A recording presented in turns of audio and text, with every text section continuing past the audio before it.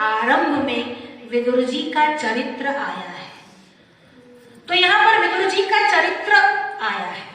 आपने वो कथा सुनी, शांडिलिनी वाली कथा सुनी आपने, कि शांडिलिनी अपने पति को लेकर जा रही थी और अणि मांडव्य ऋषि का शाप मिला, और ये मांडव्य ऋषि को राजा ने दंड दिया था। अब राजा को पता चला कि अरे तो मांडव्य ऋषि है, गायत्री के बहुत बड़े उपासक है, इसीलिए सूल उनको नहीं चुभ रही, मुझसे बहुत बड़ा पाप हो गया, मैंने ऐसे महात्मा ऋषि को दंड देने की इच्छा भी की। राजा उनके चरणों में गिर गए, क्षमा याचना करने लगे। तब मांडव्य ऋषि ने कहा, राजा मैं तुमको तो माफ कर दूंगा, पर मैं यमराज को माफ नहीं करूंगा। मैंने अपने जीवन में कोई पाप किया ही नहीं है, मुझे किस पाप की सजा मिली? और मांडव्य ऋषि सीधे यमपुरी गए। ऋषियों का सामर्थ्य कैसा है, वहां उनको जेट की, फ्लाइट की, रॉकेट की किसी की आवश्यकता न हुई, सीधे यमपुरी पहुंचे। और जैसे ही यमपुरी में मांडव्य ने प्रवेश किया, यमराज भी अपने आसन से खड़े हो गए, ऋषि का सत्कार किया, प्रणाम किया और प्रणाम करने गए। और मांडव्य ऋषि ने कहा, बस बस रहने दे, और नाटक करने की आवश्यकता नहीं है, बड़े धर्म के सिंहासन पर बैठा हुआ है और बड़ी ही अधार्मिक, अयोग्य, अनुचित बातें कर रहा है, वो ठीक नहीं है। कहा, हमसे कोई अपराध हुआ? कहा, तुमने बहुत बड़ा दोष किया है, बता मैंने ऐसा कौन सा अपराध किया है? मैंने अपने जीवन में एक पाप भी नहीं किया कि जिसकी इतनी सजा मुझे मिली, मुझे वो शूल क्यों चुभा? मैंने कोई पाप किया ही नहीं है, बता मेरा दोष क्या है? यमराज ने कहा, दोष भी बताते हैं, हम भी तो सेक्रेटरी रखते हैं, कंप्यूटर वाले रखते हैं, उनको बुलाते हैं, फाइल खुलवाते हैं। चित्रगुप्त को बुलाया गया, कहा देखो जरा इनकी फाइल खोलो, पता चले क्या क्या निकले उनमें से। अब फाइल खोली गई। जब फाइल खुली तो पता चला कि उन्होंने कोई दोष, कोई पाप नहीं किया है, पर एक गलती बचपन में, यानी बहुत बचपन में हो गई है। जब वह 3 वर्ष के थे, तब एक कीड़ा कहीं जा रहा था, इन्होंने क्या किया, एक कांटा, कंटक उठाया और उस कीड़े में भोंक दिया। उस कीड़े में वो कंटक भोंका, वही वेदना इतने वर्षों बाद उस शूल के माध्यम से उनको हुई और वह शूल उनको चुभा। बचपन में अज्ञानवश भी गलती हो गई तो उसकी सजा मिलती है। हमारी तो गलतियों की लिस्ट ही लिस्ट है, पाप की लिस्ट ही लिस्ट है, क्या करेंगे? कहा कि ठीक है यमराज, हमने ये गलती कर दी, पर फिर भी तुझे संविधान का, तुझे लॉ का पता नहीं, क्यों? तू कायदा नहीं जानता, हालांकि तू यहाँ पर कुर्सी पर बैठा है। जब कोई मनुष्य 3 वर्ष का, यानी अति बालक अवस्था में होता है और उस समय कोई गलती हो जाए, उसकी शिक्षा, उसका दंड स्वप्न में देना चाहिए, इस प्रकार नहीं देना चाहिए। सुधार कर। सबसे पहला अमेंडेशन मांडव्य ऋषि ने करवाया संविधान में, पर इतने से भी बात नहीं बनी। तुमने शूद्रवत काम किया है, बैठा तो राजा की कुर्सी पर है और तुमने इतना गलत काम कर दिया है, पृथ्वीलोक में जाओ और 100 साल तक जियो।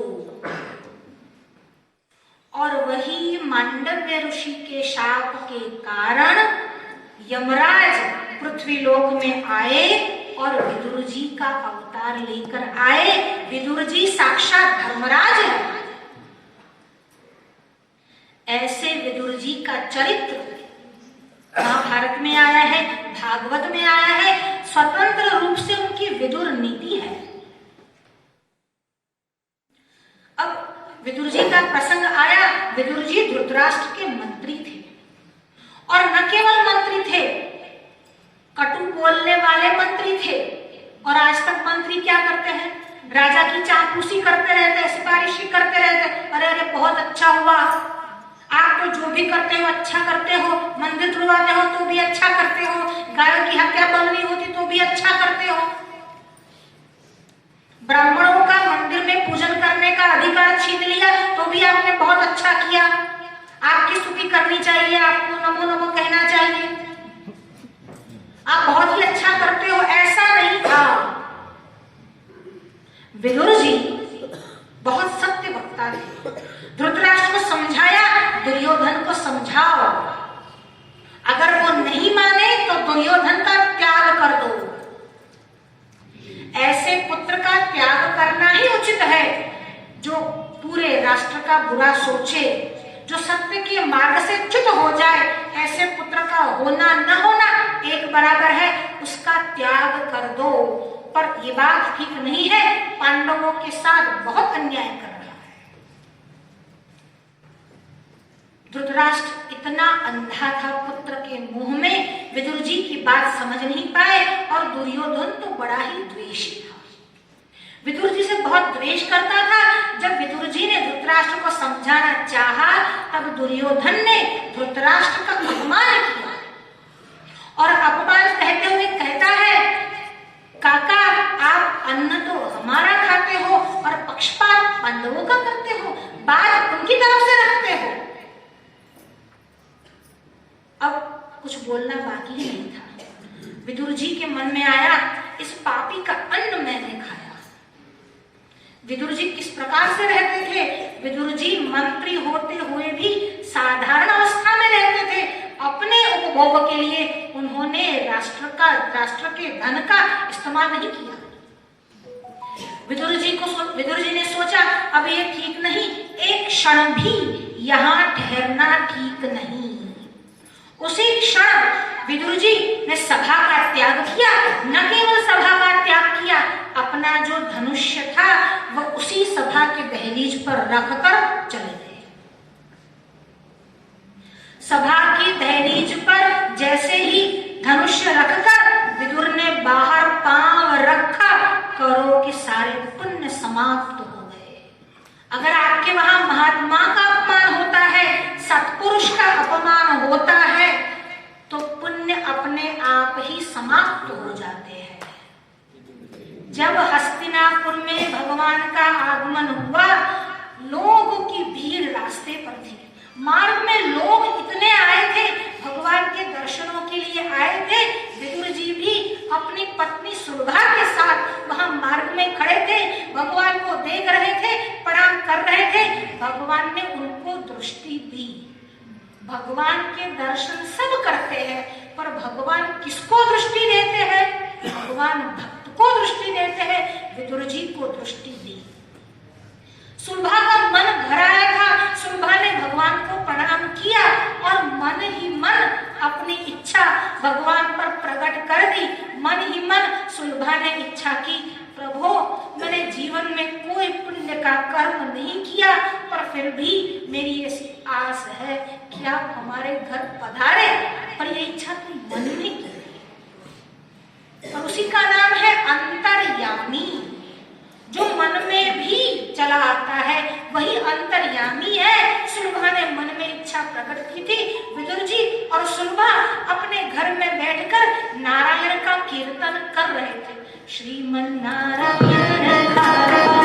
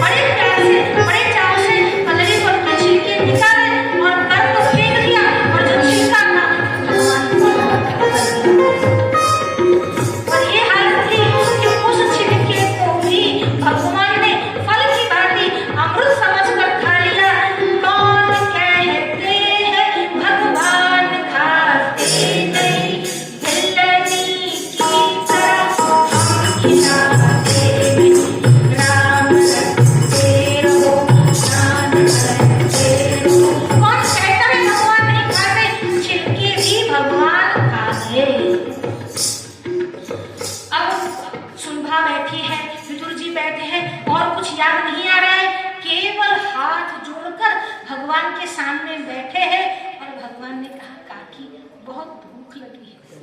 वेद कहता है भगवान नहीं खाते, अरे कौन कहता है भगवान को भूख नहीं लगती? अगर सुलभा जैसी खिलाने वाली हो तो भगवान को भूख लगती है। और कहा काकी भूख लगी है, खाना दो। और भगवान ने दुर्योधन के मेवा को छोड़कर यहाँ पर आकर साग यानी सब्जी खाई, भाजी खाई। भाजी विदुर जी की भाई तुम्हें, भाजी विदुर जी की भाई तुम्हें,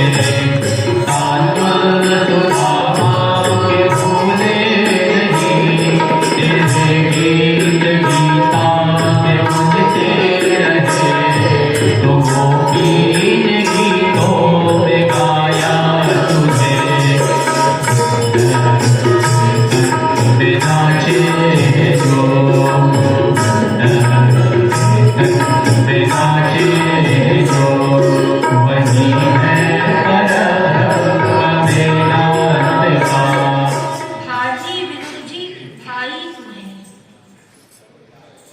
भगवान ने विदुर जी के यहाँ भोजन वापस लौट गए। अब विदुर जी का मन हस्तिनापुर से उब गया था। भगवान के दर्शन पा लिए, अब यहाँ नहीं रहना, और विदुर जी तीर्थ यात्रा को निकल गए।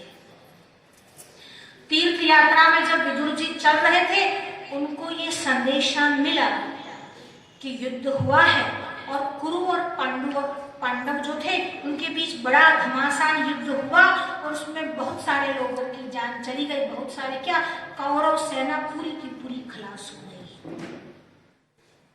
अब आगे यादवों के संहार की भी उनको सूचना मिली। तीर्थ यात्रा में भ्रमण करते करते जब उद्धव जी से विदुर जी मिले, उद्धव जी से विदुर जी जब मिले, दोनों एक कुछ समझ रहा है 3 बार। जब उद्धव जी से विदुर जी मिले, बड़े प्रसन्न हुए।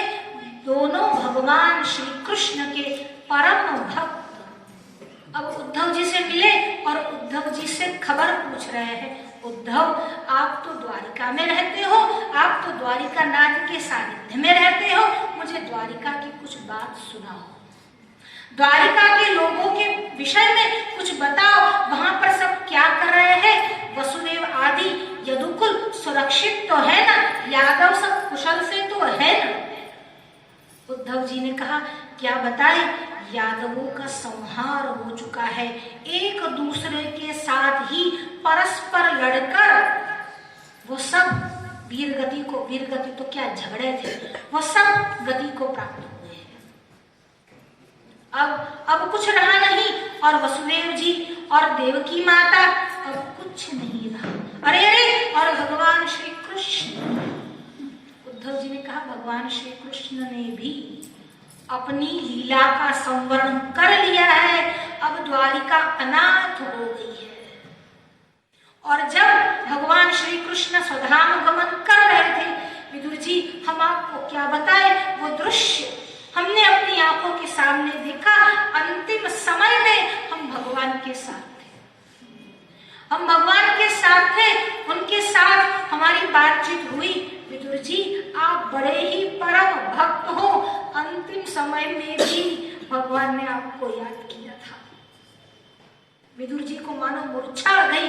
उन्होंने सोचा, भगवान ने मुझे याद किया था, और वो भी अंतिम समय में, मेरा कैसा भाग्य है। कहा, और क्या उपदेश दिया भगवान ने, मेरे लिए क्या कहलवाया है, मुझे बतलाइए, क्या उपदेश आपको दिया अंतिम समय में। तो उद्धव जी ने कहा, भगवान ने उपदेश तो दिया है और कहा है, विदुर जी जब मिले तब उनसे कहना, वही उपदेश उन्होंने मैत्रेय ऋषि के सामने, यानी उस समय मैत्रेय ऋषि भी वहां पर उपस्थित थे, उनके सामने यह उपदेश दिया है। और दूसरी बात, मैं क्षत्रिय हूं, मैं उपदेश देने का अधिकारी नहीं हूं। अगर उपदेश ग्रहण करना है तो ब्राह्मण के पास जाओ। उद्धव जी जो भगवान के सखा है, परम मित्र है, परम ज्ञानी है, वो भी दूसरों को उपदेश नहीं देते। और आजकल ये सब मूढ़ निकल गए हैं उपदेश देने के लिए। कहा, जाइए और मैत्रेय जी से उपदेश ग्रहण करिए। विदुर जी बड़े ही प्रसन्न हुए, भगवान ने मेरा स्मरण किया, मुझे याद किया। और मैत्रेय जी से मिलने के लिए विदुर जी निकल पड़े। और मैत्रेय जी का जब साक्षात्कार हुआ, नदी के तट पर मैत्रेय जी बैठे हुए थे, भगवान के नाम स्मरण गा रहे थे। और विदुर जी वहां पर पहुंचे। मैत्रेय को देखकर, देखिए, एक तरफ विदुर जी श्री कृष्ण के परम भक्त और दूसरी तरफ मैत्रेय, वह भी श्री कृष्ण के परम भक्त। साधुजन से साधुजन मिले, एक भक्त से दूसरा भक्त मिला। अब वो जो आनंद है, उस आनंद को भला कौन बता सकता है। तैत्तरीय उपनिषद में ब्रह्मानंद वल्ली आई है। युवा स्यात् साधुः युवाध्यायकः आशिष्ठो दृढिष्ठो बलिष्ठः। एक युवान है, पूरा अध्यापन वगैरह उसने अच्छे से किया है, बलिष्ठ है, दृढ़िष्ठ है। तस्यैव पृथ्वी सर्वावित्तस्य पूर्णा स्यात्, और ये पूरी पृथ्वी सभी वित्त सभी संपत्ति से उसके पास मौजूद है।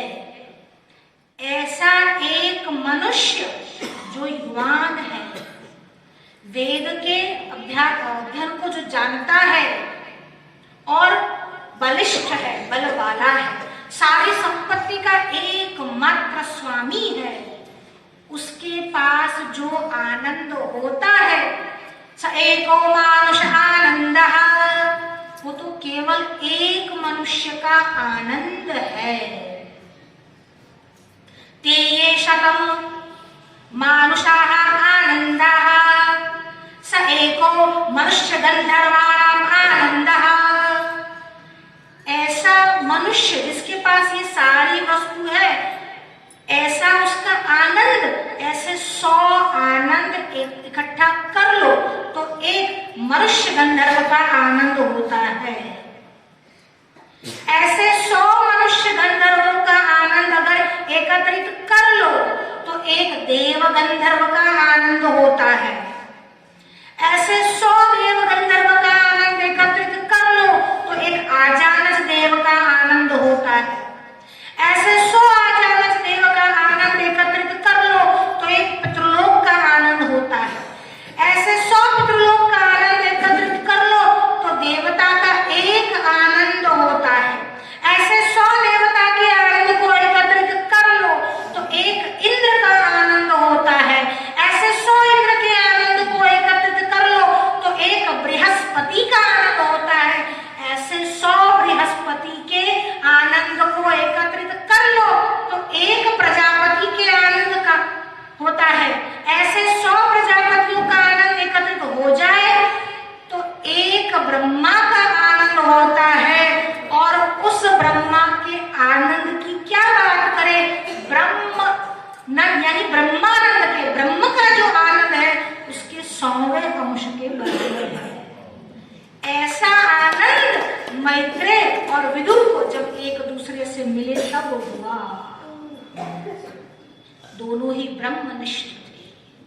मैत्रेय से विदुर जी ने प्रश्न पूछा, भगवान ने अंतिम समय में जो आपको उपदेश दिया था वो उपदेश हम सुनना चाहते हैं। उस उपदेश में सर्ग लीला का वर्णन आया है। सर्ग लीला है यानी सृष्टि प्रक्रिया है, फिर विसर्ग लीला है, पहले आकाश से वायु, वायु से अग्नि, अग्नि से जल, जल से पृथ्वी का निर्माण हुआ, सारे सृष्टि की उत्पत्ति हुई, कितने कितने प्रकार की सृष्टि हुई, कौमार सर्ग हुए। अब सृष्टि बोलने जाएंगे तो और भी लंबा समय चला जाएगा। पूरा सृष्टि विषय, पूरा भूगोल विषय वहां पर विषय आया है। भागवत जी में हर विषय आया है। फिर कालगणना का विषय भी आया है। ये कालगणना का विषय कैसा है तो कहा ये काल कैसे चलता है, समय का बारीक से बारीक यूनिट जो है वह भी इसमें बताया है। मैत्रेय जी कहते हैं जब 2 परमाणु एकत्रित होते हैं तब एक अणु बनता है। जब ऐसे 3 अणु एकत्रित होते हैं तब एक त्रसरेणु बनता है। जब ऐसे त्रसरेणु में से सूर्य के प्रकाश को पसार होने के लिए जो समय चाहिए उसको कहते हैं एक त्रुटि। सूर्य प्रकाश की स्पीड आपको पता है? 1 सेकंड में 3 लाख प्रकाश वर्ष। जब वो सूर्य का प्रकाश त्रसरेणु में से पसार होकर पृथ्वी पर आता है, वह जो समय बीतता है उसको कहते हैं एक त्रुटि। जब ऐसी 100 त्रुटि होती है तब एक वेद बनता है। जब ऐसे 3 वेद होता है तब एक लघु बनता है। जब ऐसे 3 लघु होते हैं तब एक निमेष बनता है। जब ऐसे 3 निमेष होते हैं तब एक क्षण बनता है। जब ऐसे 5 क्षण बनते हैं तब एक काष्ठा बनती है। जब ऐसी 15 काष्ठा बनती है तब एक लघु बनता है। जब ऐसे 15 लघु बनते हैं